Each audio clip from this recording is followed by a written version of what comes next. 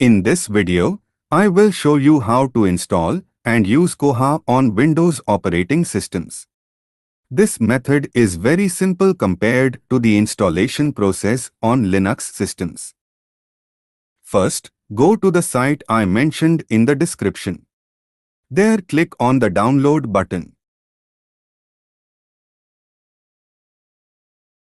The download will start soon.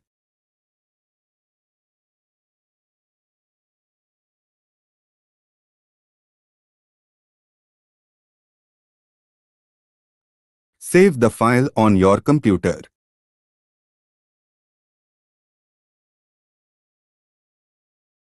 After completion of the download, right-click on the file and extract it using 7-zip or WinRAR to the local disk C. So the extraction is complete. We can see the file USR here. Open it.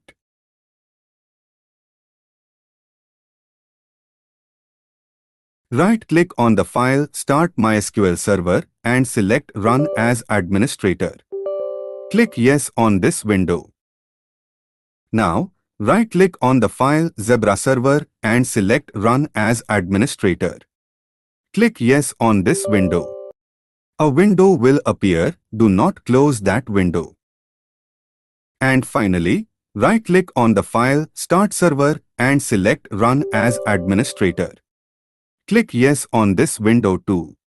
A new window will also appear here. Don't close this window. Now open your browser and type localhost 8080. This will take you to the KOHA login page. Type the username as admin and the password is also admin. You can later change this username and password.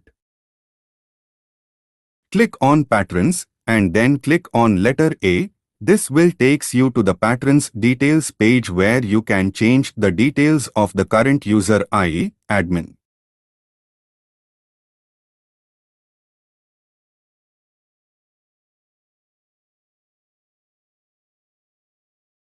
To use the KOHA OPAC, type localhost 80 in the address bar and press enter.